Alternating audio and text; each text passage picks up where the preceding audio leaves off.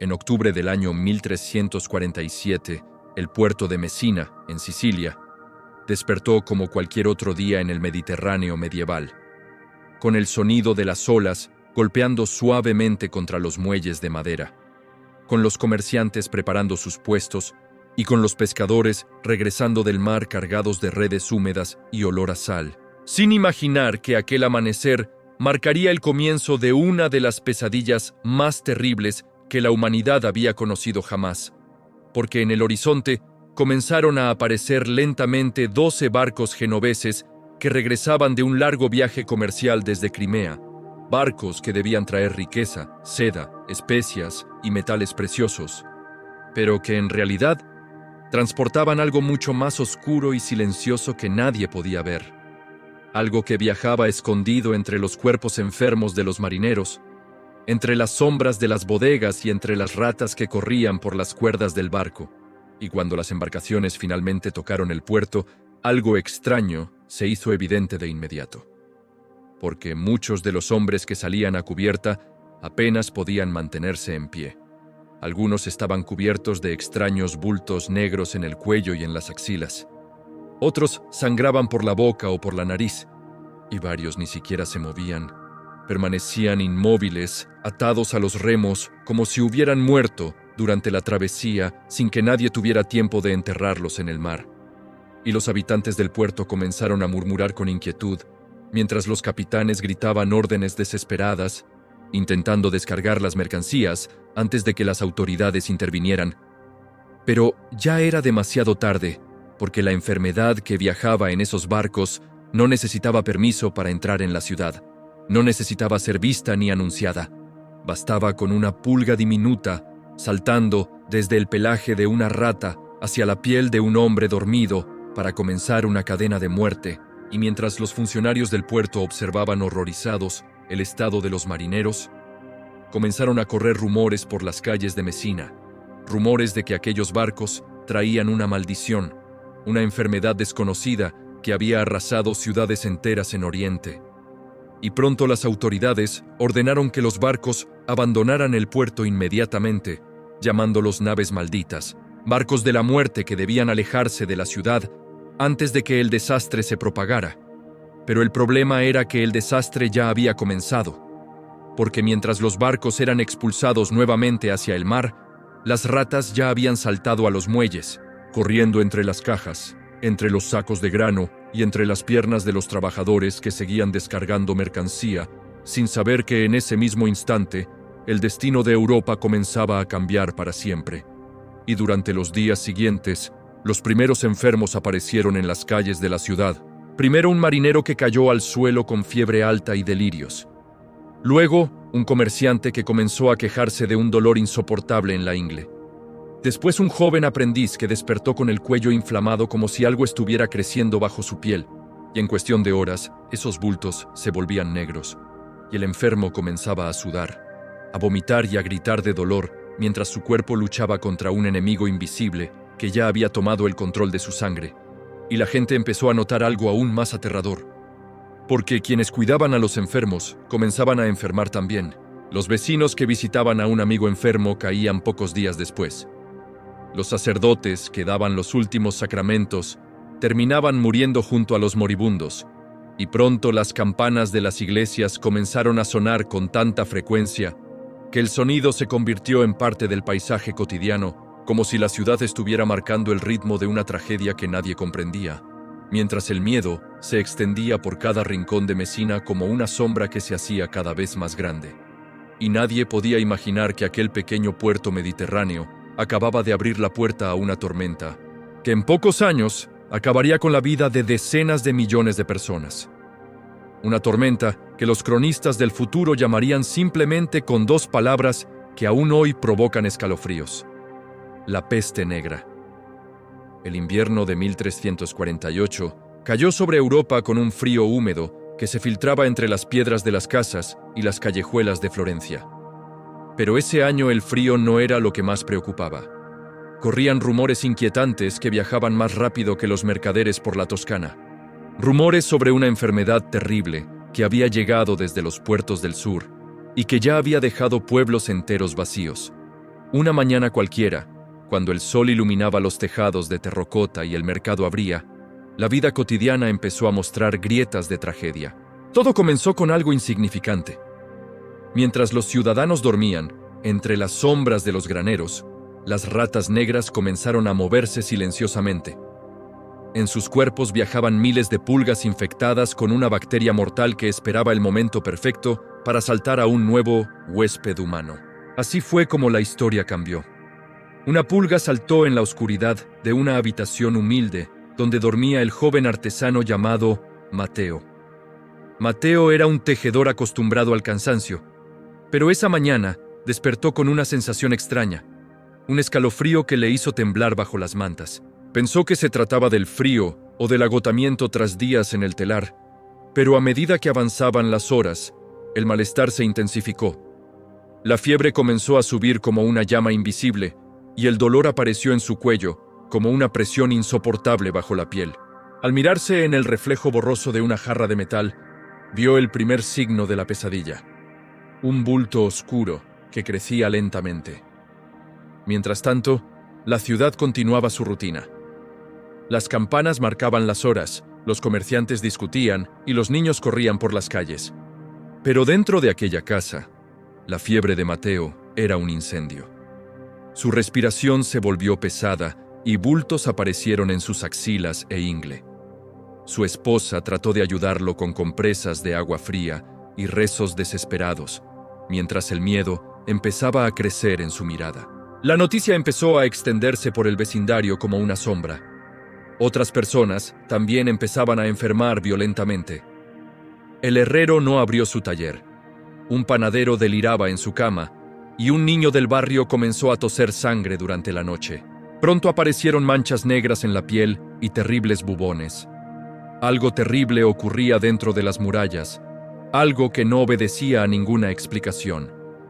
Cuando Mateo murió 3 días después, el sacerdote ya había escuchado historias similares de hombres fuertes que caían antes de terminar la semana. Aquel humilde tejedor fue uno de los primeros eslabones de una cadena que transformaría a Florencia en un escenario de miedo, silencio y muerte. El verdadero horror apenas estaba comenzando, y la enfermedad que llegó desde el mar todavía no había mostrado su rostro más cruel. Cuando llegó la primavera de 1348, Florencia ya no era la misma ciudad vibrante y bulliciosa que había sido apenas unos meses antes, porque algo invisible y aterrador se había infiltrado en cada rincón de sus calles empedradas, en cada mercado, en cada iglesia y en cada hogar. Y aunque al principio muchos pensaron que se trataba de una enfermedad pasajera que desaparecería tan rápido como había llegado, la realidad comenzó a imponerse con una brutalidad imposible de ignorar cuando el número de enfermos empezó a crecer de forma tan rápida que las familias ya no podían seguir ocultando lo que estaba sucediendo dentro de sus propias casas. Y pronto la ciudad entera despertaba cada mañana con la misma escena que se repetía como un ritual macabro. Las campanas de las iglesias comenzaban a sonar antes del amanecer, no para llamar a misa como era costumbre, sino para anunciar la muerte de aquellos que no habían sobrevivido la noche, y el sonido grave de los bronces se extendía por los barrios como una señal que recordaba a todos que la peste estaba avanzando sin detenerse, mientras en las calles los habitantes empezaban a evitar cualquier contacto humano, por miedo a que el simple roce de una mano pudiera convertirse en una sentencia de muerte. Los comerciantes abrían sus puestos con desconfianza, mirando a cada cliente como si pudiera ser portador de una maldición, y en muchos casos preferían cerrar antes de que el sol alcanzara su punto más alto, porque el miedo había comenzado a dominar incluso las necesidades más básicas de la vida cotidiana. Y en medio de ese ambiente de tensión y sospecha, los primeros carros comenzaron a recorrer la ciudad. Carros de madera tirados por caballos cansados que avanzaban lentamente por las calles, recogiendo cuerpos envueltos en telas improvisadas.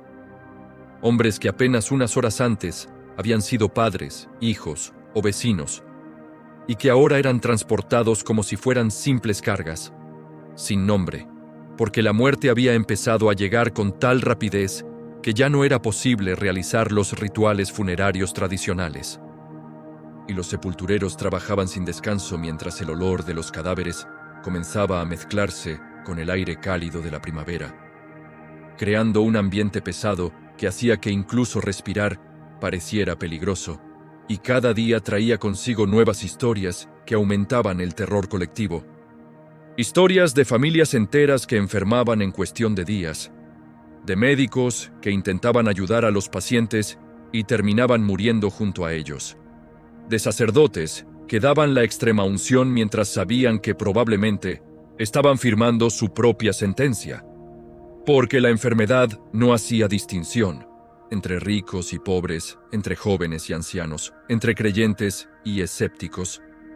Todos estaban igualmente expuestos a una fuerza que parecía surgir de la propia naturaleza, como si el mundo hubiera decidido recordar a la humanidad lo frágil que era su existencia. Y en medio de esa creciente desesperación, comenzaron a aparecer también las primeras procesiones de penitentes que recorrían las calles, golpeándose la espalda con látigos y cadenas mientras gritaban oraciones pidiendo el perdón de Dios, convencidos de que la peste era un castigo divino, enviado para purificar a la humanidad de sus pecados. Y estas procesiones atraían a multitudes que observaban con miedo y esperanza al mismo tiempo, porque en un mundo donde nadie entendía realmente lo que estaba sucediendo, cualquier explicación parecía mejor que el silencio aterrador de la ignorancia. Mientras los médicos de la ciudad intentaban desesperadamente encontrar algún remedio utilizando los conocimientos heredados de antiguos textos, que hablaban de humores desequilibrados y vapores corruptos en el aire, pero cada intento de curación parecía fracasar con la misma rapidez, con la que aparecían nuevos enfermos.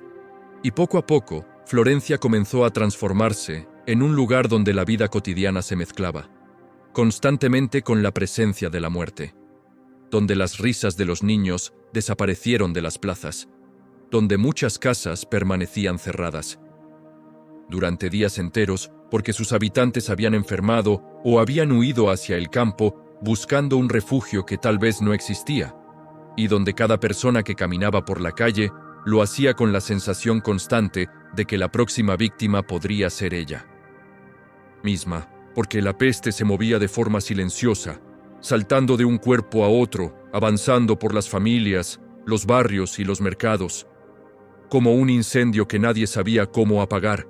Y así fue como en cuestión de semanas la ciudad comprendió una verdad que resultaba imposible de aceptar, pero también imposible de negar. La muerte ya no era un visitante ocasional que llegaba de vez en cuando para llevarse a los ancianos o a los enfermos.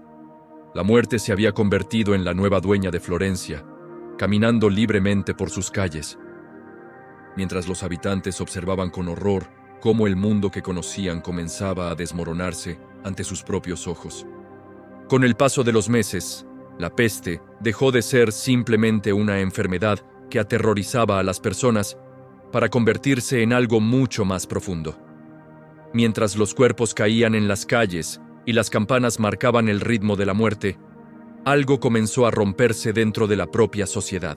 Ese algo era el miedo. Un miedo tan intenso que empezó a transformar el comportamiento de la gente de maneras que nadie habría imaginado jamás. Durante generaciones, las familias cuidaban de sus hijos y los vecinos se ayudaban, pero ahora esas reglas fundamentales comenzaron a desaparecer una por una. La peste no solo estaba destruyendo cuerpos, sino también los lazos que mantenían unida a la comunidad, provocando escenas impensables apenas un año antes. Alguien enfermaba repentinamente y los demás miembros de la familia retrocedían con terror, sabiendo que quedarse significaba casi con seguridad morir también. Ocurrió lo que muchos cronistas describieron con tristeza. Padres que abandonaban a sus hijos y hermanos que cerraban las puertas para no volver. La peste había colocado a cada persona frente a una elección imposible entre la compasión y la supervivencia. Una elección cada día más cruel. Las calles se llenaban de historias de pesadilla.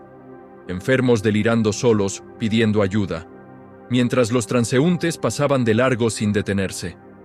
Aparecieron nuevas figuras recorriendo la ciudad, hombres encargados de recoger los muertos, con el rostro oculto, para protegerse del aire contaminado. Avanzaban con carretas, cargando cuerpos sin ceremonias ni despedidas, porque la muerte ya no permitía los rituales que ayudaban a aceptar la pérdida. Los cadáveres se acumulaban en fosas comunes en las afueras, enormes zanjas donde los cuerpos eran cubiertos con tierra y cal viva. En medio de la desesperación, el miedo empezó a buscar culpables, circulando rumores peligrosos sobre conspiraciones y pozos envenenados. En muchas ciudades, el terror colectivo se transformó en persecuciones violentas, demostrando que el miedo podía ser tan destructivo como la enfermedad. En Florencia, los mercados quedaban vacíos y los talleres cerraban. La ciudad más rica de Europa parecía un lugar donde el futuro se había detenido. Los habitantes comprendieron que no solo luchaban contra un enemigo invisible, sino que presenciaban cómo el miedo revelaba la fragilidad de sus valores. La peste estaba mostrando el lado más oscuro del corazón humano, al mismo tiempo que devoraba el mundo que conocían. A medida que el año avanzaba y la peste continuaba extendiéndose con una velocidad que parecía imposible de detener, los habitantes de Florencia empezaron a darse cuenta de que ya no estaban viviendo simplemente una epidemia pasajera, sino el colapso silencioso de todo el mundo que habían conocido, porque cada semana traía consigo nuevas pérdidas, que iban mucho más allá de los cuerpos que desaparecían en las fosas comunes. La ciudad misma comenzaba a transformarse en algo irreconocible. Las señales de esa transformación podían verse en cada rincón, en cada calle, en cada casa que permanecía cerrada durante días enteros, porque quienes vivían dentro habían enfermado o habían muerto sin que nadie se atreviera a acercarse, mientras el silencio empezaba a reemplazar el ruido constante que antes llenaba la ciudad. Los mercados ya no estaban llenos de comerciantes discutiendo precios ni de clientes regateando por comida o telas. Los puestos vacíos se multiplicaban porque muchos vendedores habían muerto o habían huido hacia el campo buscando escapar de la enfermedad. Quienes todavía permanecían en la ciudad vendían sus productos con rapidez y desconfianza, evitando cualquier contacto prolongado con los compradores, como si cada conversación pudiera convertirse en el inicio de un contagio mortal, mientras los precios de los alimentos comenzaban a subir alarmantemente. Había menos personas trabajando en los campos. Los campesinos también estaban muriendo o abandonaban sus tierras por miedo a la peste. El trigo comenzaba a pudrirse en los campos sin ser cosechado, mientras el ganado vagaba sin pastores que lo cuidaran. Esto creaba una sensación creciente de desorden que se extendía mucho más allá de las murallas de Florencia. Lo mismo estaba ocurriendo en otras ciudades de Europa, donde la enfermedad se movía como una sombra interminable. Mientras el mundo material se deterioraba, también lo hacía la mente de quienes sobrevivían día tras día, rodeados de muerte. La constante presencia de la enfermedad empezó a cambiar la forma en que las personas pensaban sobre la vida y el futuro. Algunos comenzaron a perder toda esperanza y decidieron vivir cada día como si fuera el último.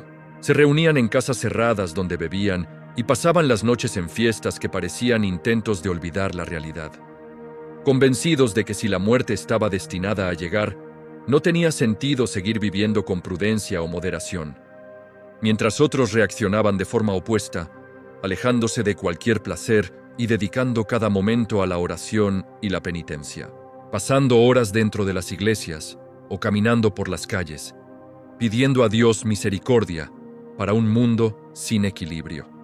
Esta división entre el exceso y la fe creó una atmósfera extraña, donde la vida oscilaba entre la desesperación y el fanatismo. La mayoría simplemente trataba de sobrevivir un día más sin saber si al amanecer siguiente seguirían con vida. Cada mañana traía la misma incertidumbre. Nadie sabía si el vecino despertaría con fiebre o con esos terribles bubones. Esa incertidumbre constante desgastó el espíritu de la ciudad de una forma tan profunda que incluso los sanos vivían una pesadilla. Las tragedias personales se multiplicaban, familias enteras desaparecían en semanas y niños quedaban solos por la muerte de sus padres. Talleres abandonados porque sus maestros habían sucumbido. y Florencia parecía menos una ciudad viva y más un lugar suspendido. Como si el propio mundo estuviera conteniendo la respiración mientras la peste seguía avanzando sin mostrar señales de detenerse.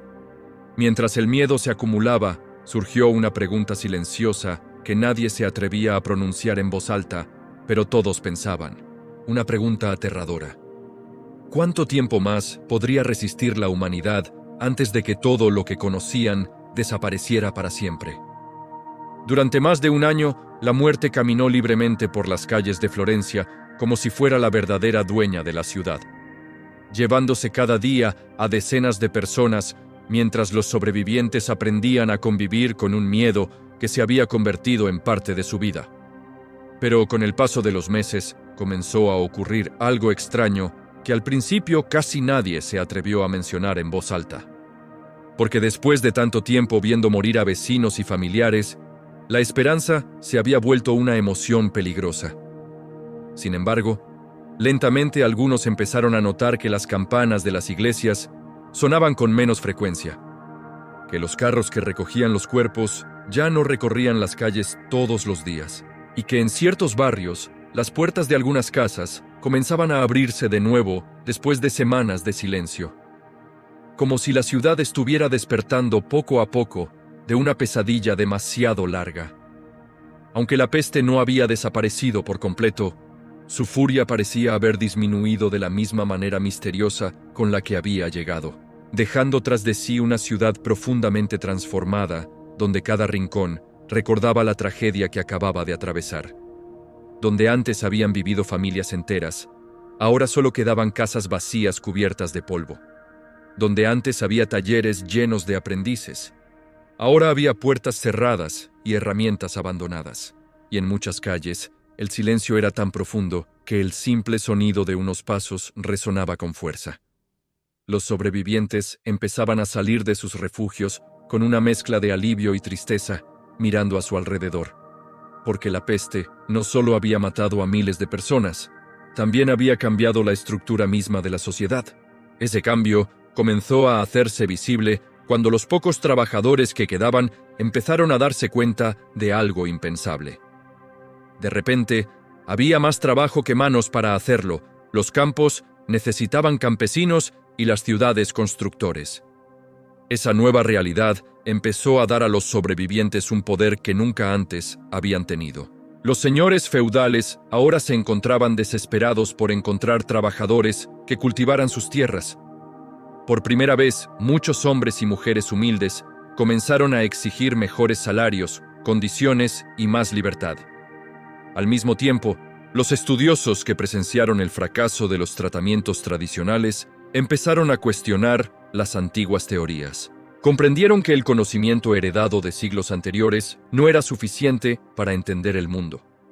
Esa duda sembró las semillas de una nueva forma de pensar, basada en la observación y la experiencia directa. Un cambio que transformaría la medicina y la forma en que los seres humanos entendían la ciencia y el arte. Los artistas que sobrevivieron ya no querían pintar figuras distantes y simbólicas como en el arte medieval. Querían representar la emoción humana, el dolor, la esperanza y la belleza de la vida cotidiana. Esa nueva mirada empezaría a dar forma al Renacimiento, aunque en ese momento nadie podía preverlo. Para los habitantes de Florencia, la prioridad seguía siendo reconstruir sus vidas entre las ruinas de la tragedia. Volver a sembrar los campos, reabrir los talleres y aprender a vivir en una ciudad donde casi todos habían perdido a alguien. La humanidad comenzaba a demostrar su capacidad de sobrevivir incluso a las épocas más oscuras y de construir desde las cenizas.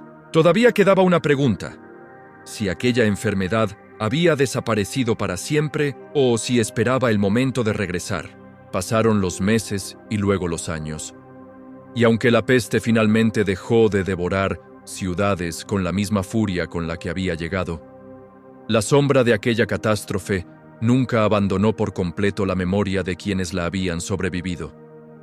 Porque cada rincón de Europa guardaba cicatrices profundas que recordaban lo ocurrido. Pueblos enteros habían desaparecido del mapa.